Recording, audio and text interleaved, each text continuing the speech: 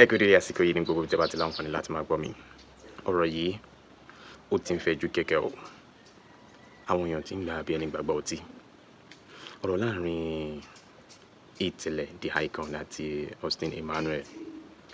Ẹ mọ ibi tọ́rọ̀ náà ti bẹ̀rẹ̀. Ẹ má jẹ́ kí n tún gé àgé sẹ́yìn padà.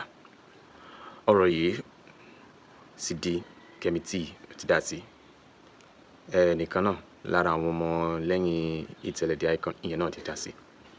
Àwọn èèyàn lóríṣiríṣi ni wọ́n ti wá jáde fún Austin Emmanuel. Ọ̀rọ̀ yìí ibi tí mi ò rò pé ó lè dé ó ti débẹ̀ o. Àwọn èèyàn tí wọ́n ń fẹ́ lójú bí ó ti yẹ lọ. Oríṣiríṣi àṣírí ni àwọn èèyàn tí wọ́n ń tú lórí ọ̀rọ̀ yìí. Èpè rabandẹ̀ ni àwọn èèyàn kan wá ń gbéra wọn ṣẹ́ lórí ọ̀rọ̀ yìí bákan náà.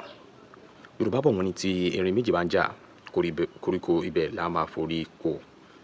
Nítorí pé ọ̀rọ̀ Austin Emmanuel àti Ìtẹ̀lẹ̀ The Icon yìí ó ti jẹ́ nǹkan tí ó ti wá ń fa àwọn kan mọ́ra.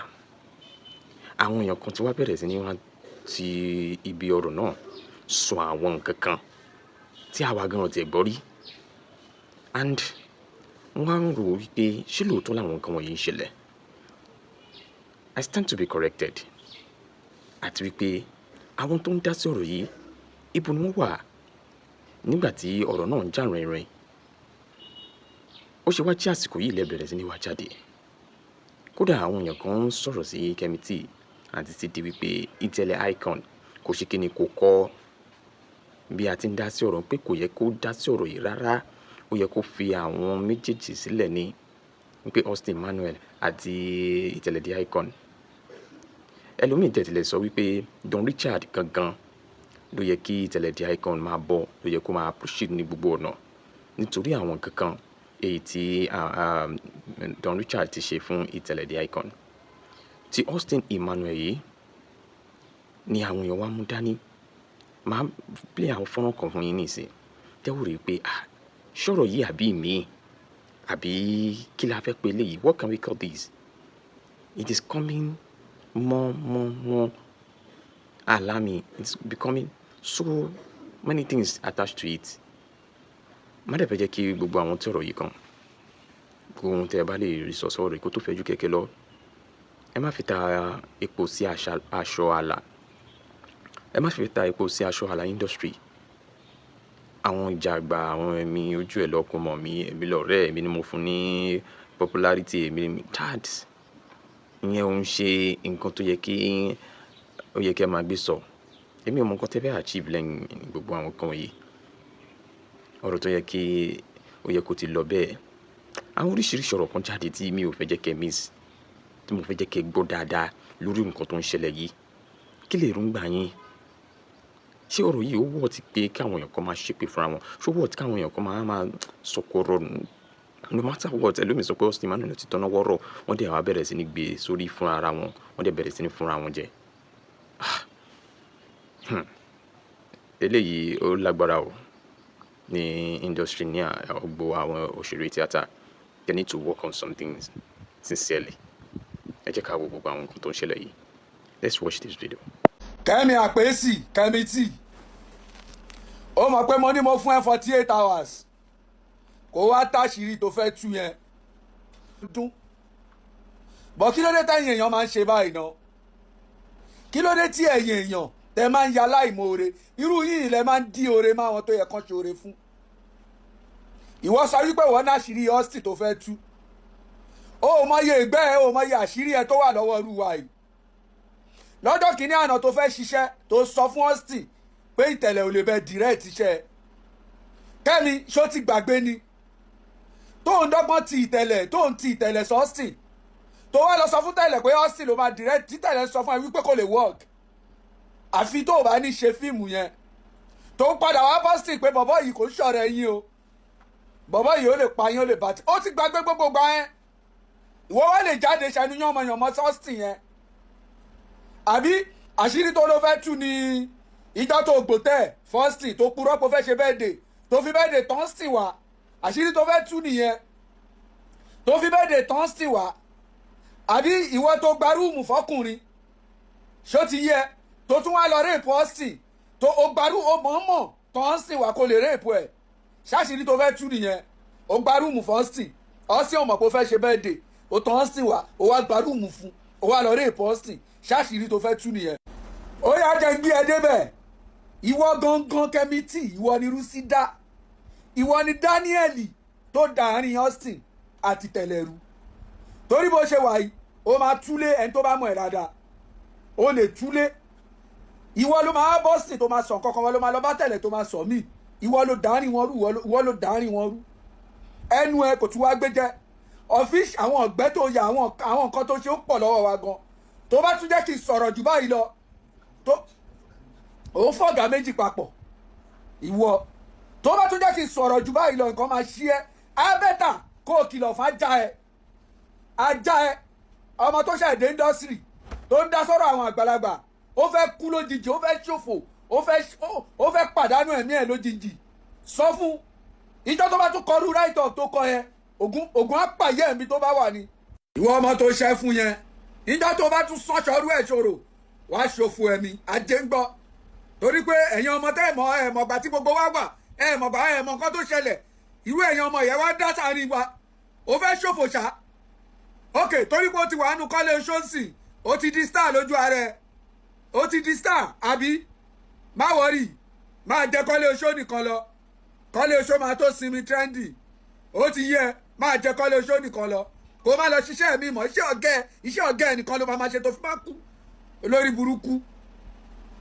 àwa ní ká sọ ẹ̀yin lẹ́yìn ló gbà ìgbà wo lẹ́ ń lò Austin Emmanuel king generation anybody ni nígbà yẹn abẹ́ Austin lẹ́wà nígbà tẹ́yìn tí wọ́n ń lò báyìí Austin tún bá yín ló gbà ṣé ń wáìnì mi ni ẹni kọ́ dẹ̀yìn àtọ́sí síta kẹrẹ téèyàn márùn bá kí yín èèyàn mẹ́fà máa Austin ṣé ń wáìnì mi ni ìgbà tẹ́yìn lò tó máa tó tán trendy tó máa tó tán ẹ̀ṣọ́ gbà lò àwọn tó ń pè yín sí fíìmù ẹ fẹ́ bàtàrà yín jẹ́ lọ́dọ̀ gbogbo wọn. ayín ẹ̀ ní lẹ́fù náà ẹ̀ ní lẹ́fù ẹ̀ ṣe fíìmù ẹ̀ rí polówó Austin lẹ́tún fi ń polówó fíìmù yín ẹ̀ dẹ̀ náà ní lẹ́fù Austin Emmanuel ẹ tún fi ń ta fíìmù yín ẹ̀dẹ̀nà ní lẹ́vù àyànga ẹ̀ láyé ogun pa yín papọ̀. ṣe interview kò ní trend tọ́sìn bá dàjà ṣe interview ẹyọ kan báyìí ó máa trend pa ẹ̀ gbé dání.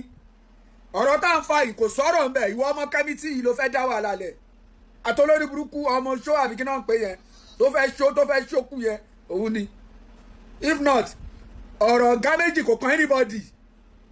àwọn Yorùbá bọ̀ wọ́n níbi tálágbára méjì bá ti jà wọ́n ní koríko tó wà bí òun máa ṣe kíni òun máa forí ko àwọn ọ̀gá méjì náà ń jà èèyàn ọmọṣẹ́ ẹ lọ mẹ́lò ẹ lọ sẹ́ńpẹ́ kò ń ṣọ̀rọ̀ yín rárá àwọn méjì tó ń jà ọ̀gá sọ̀gá ni wọ́n tó fèsì ara wọn kò sí nǹkan kan tó lè máa gbé náà èèyàn ọmọṣẹ́ ẹ panudé ẹ má sọ anything nígbà tẹ́yìn ti tẹ̀lé ń jáde pé kíní pé máa sọ gbá máa ṣàwó ṣọ́ọ̀ṣì náà kéré nu ayé ni Austin náà pọ̀ ọ̀nà ayé títà àwọn tọ́sí náà bá jáde ẹ̀yìn gò ní dúró wò tán nítorí náà èèyàn ọmọṣẹ́ ẹ má dà sí ẹ farabalẹ̀ ẹ jẹ́ kọ́ wọn ọ̀gá méjèèjì ẹ jẹ́ kọ́ yanjú ẹ̀ fún ara wọn ọ̀rọ̀ mi ò ju yẹn lọ. olórí burúkú ọ̀rẹ́ ló da ilé ẹ̀rù olórí burúkú ọ̀rẹ́ ló bà nǹkan jẹ́ fún owó ọwọ́ látọ̀dọ̀ àwọn mákẹ́tà ni ṣé nítorí ẹ̀ làwọn mákẹ́tà fi ní kó má lọ síṣẹ́ mọ́ ṣé ọ̀rọ̀ ẹ̀kọ́ náà fi ní kí mákẹ́tà má lọ síṣẹ́ mọ́ ìwọ máa kọ right up olórí burúkú tí ò lè kọ́ olórí burúkú ọba kọ́ náà ni kò lè kọ́ ẹni kí màmá wá sóyìnbó ayé màmá ti bàjẹ́ kọ́ ló ń ṣú àwọn ọkùnrin wa ìgbà tí ọba gbé sórí ìgbà yẹn tó ń gbé káàkiri iṣẹ́ o ò pẹ́ oní HIV o ìwà aládòótòṣì lọ́kọ́ gbogbo àwọn man friend yẹ wá àwọn man friend yẹ tó dú ẹ lọ́kọ́ wọn síta ayé gbogbo tí wọ́n ti dológun àná wọ́n ti dálayé àná wọ́n ti dálayé onímọ́tò kan ìwọ táyé ti bàjẹ́ tó lè fi bàbá ọmọ ẹ̀ hàn wá fi bàbá ọmọ ẹ̀ hàn wá ìwọ bọ́ta kẹ̀ oríire wo ló ṣe ní industry ṣé o ṣe lọ́ńṣì rí olórí burúkú gbà tí mo pe Saheed Òṣùpá ni wèrè ń pè mí lọ́rẹ̀ẹ́ wo síjí tiẹ̀ pọ̀ ó jẹ́jẹ́ kórìí ẹ̀ kó pé ń tiẹ̀ ṣé ọmọ pọ̀ ọ̀rẹ́ àwọn Jùmọ̀kẹ́ ni ẹ kò láìkẹ́ o tó bá súnmọ́ fẹ́ bá yí ẹ̀jẹ̀ ní nọ́mà ṣé ọmọ pọ̀ ọ̀rẹ́ tèmi ni síjí torí pé wà lókè ni o ó ru ẹ̀pìn pa má gbà clinching ọ̀rẹ́ mi ọlá má lọ ẹ̀mọ jẹkun yẹn kó má jà wá bọ̀ má jẹ́ kó tiẹ̀ súnmọ́ rárá ó fẹ́ wá bá yí ẹ̀jẹ̀ ni torí mo rí pé wọn náà lọ láìsí kọ́mẹ̀ǹsì ẹ̀ má lọ bẹ̀yẹn síjí wo Ọlọ́run ti gbé e sókè ìwọ láyé ń sọ lọ́wọ́ ẹni àròpin ni wọ́n fúnra rẹ̀ tí wọ́n gbọ́gbọ́ mọ̀ nọ́mà ṣé wọn kó gbogbo wa mọ̀ra wa ẹni àròpin ẹni tá yóò mọ̀ kó lè dìde ni wọ́n gangan tó jẹ́ sídìí tiẹ̀ pọ̀ nobody know say you go rise as you go rise now make gbé jẹ́jẹ́ ni gbé jẹ́jẹ́ níbo ló ti fẹ́ láìkẹ́ ọ̀rẹ́ ìyàwó Jùmọ̀kẹ́ ọ̀rẹ́ Austin ìyàwó ẹ̀ ọ̀rẹ́ lẹ́jẹ́ ṣé nígbà tí sídìí tó jẹ́ ìyànnú ayé tí aṣọ òsì lọ́rùn ẹ tó ò lẹ́ni tí tó fi ṣe bí gẹ̀ ṣó lè gbà kó wọnú mọ́tò wọn pẹ̀lú mékọ̀pù rẹ ṣó lè gbà àbọ̀ ti gbà yẹn pé ayé ń dún fóun lọ́wọ́ ń gbà yẹn ó ti gbà yẹn pé àwọ̀tà náà máa wọ̀ tèmi ni ṣó lè ó nọ́mà ó lè rí sí ẹ pé ok bẹ́ẹ̀dẹ̀ mélòó bẹ́ẹ̀dẹ̀ ló máa ń ṣe jù gbà yẹn bẹ́ẹ̀dẹ̀ ló máa ń ṣe jù bẹ́ẹ̀dẹ̀ mélòó ló ṣe tó wá rí bẹ́ẹ̀dẹ̀ mélòó ló ṣe tiẹ̀ pọ̀ kẹ́mi tí bẹ́ẹ̀dẹ̀ mélòó ló ṣe gbà yẹn tó máa wá sórí ẹ lọ́rẹ̀ẹ́ ó wá wà lókè olórí burúkú ni o tọ́wọ́ ẹ bá tẹ fóònù ẹ gbogbo àwọn aláàánú ẹ ló máa shine blocking bẹ́ẹ̀ ó máa borúkọ ẹ jẹ́ bẹ́ẹ̀ pátápátá ni ó máa ba tọ̀tá ẹ jẹ́ má lọ síbẹ̀ rárá ìwọ ẹ̀mí àfẹ́ bọ́ mọ́ mi lọ́wọ́ sórí tí mo ṣe pọ́n ìjọba léyìn tí mi ò post ẹ yẹn àwọn tó mọ̀ yálà ayá ẹ̀ ti ń sán bíbà ogun máa pa ẹ fún mi oníṣẹ́ ẹ máa jẹ ìwọ ń sọ̀rọ̀ Austin ìwọ tó ẹ pa ìwọ ló bá yọ Austin jẹ òbu ẹ gangan làdó tòṣì tó Austin dó tó ba yí ẹ̀jẹ̀ ìwọ lolórí burúkú ẹ ló ń gbé káàkiri nígbà yẹn tó destroy Austin ìwọ ń sọ̀rọ̀ ìtẹ̀lẹ̀ tó wá fẹ́ gbé sórí ìsìn ṣé o mọ̀ tẹ̀lẹ̀ ní tẹ̀lẹ̀ ńgbà yẹn ni ṣé o kọ́ mọ̀ pé tẹ̀lẹ̀ máa